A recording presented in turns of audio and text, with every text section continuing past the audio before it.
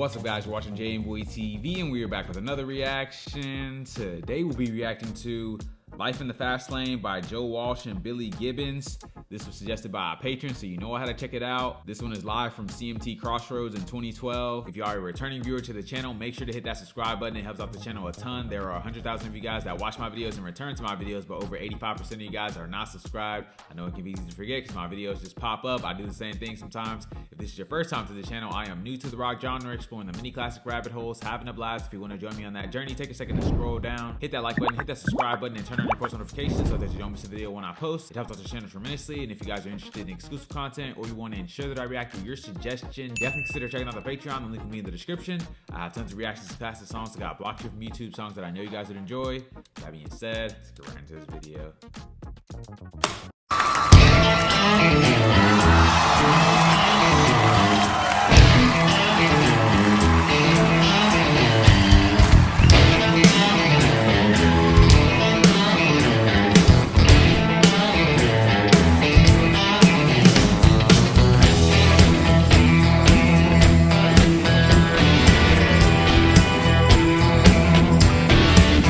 He was a hard-headed man. He was brutally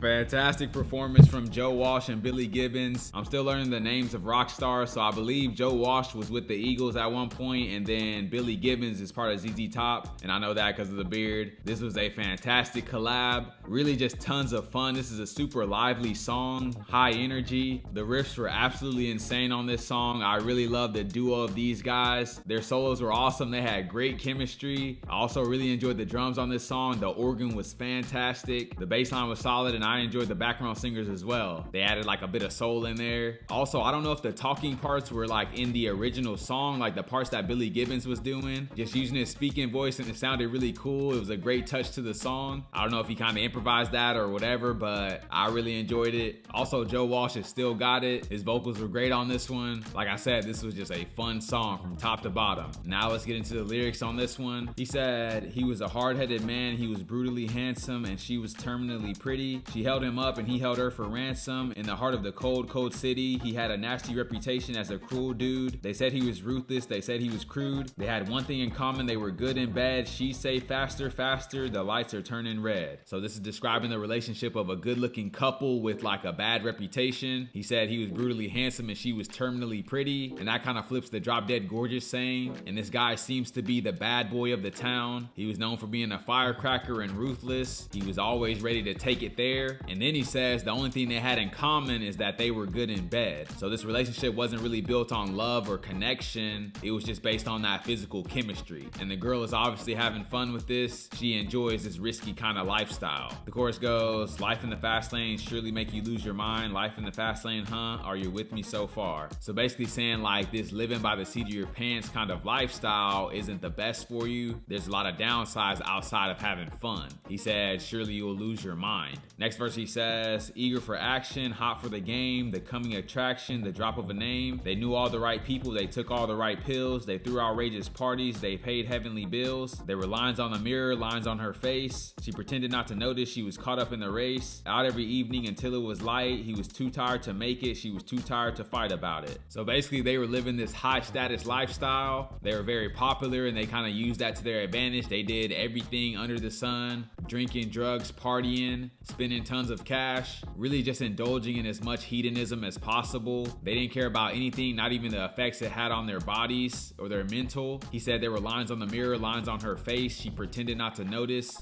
She was caught up in the race. So lines on her face are kind of indicating her aging from this lifestyle, and probably prematurely, but she was too blinded by it to even really care. And also their relationship was taking a hit as well. They're at the point where they don't even have the energy to fight about stuff anymore. So that just indicates like an emotional fatigue and basically like giving up on each other. Last verse I'll go over, he says, blowing and burning, blinded by thirst. They didn't see the stop sign, took a turn for the worse. She said, listen baby, you can hear the engine ring. We've been up and down this highway, haven't seen a gosh darn thing. He said, call the doctor, I think I'm gonna crash. The doctor says he's coming, but you gotta pay in cash. They went rushing down the freeway, messed around and got lost. They didn't care, they were just dying to get off, and it was. So after this life of partying, things are starting to catch up with them. He said they didn't see the stop sign and took a turn for the worst. So their bodies, their minds were telling them to stop this lifestyle, but they kind of ignored it just to continue feeding their flesh. And unfortunately, they were feeding their flesh all these toxic, negative things, and their body started to fail on them. So it's talking about them driving up and down this highway, which is just the lifestyle they were living. They just had done it so many times that everything is familiar to them. And then he says, call the doctor, I think I'm gonna crash.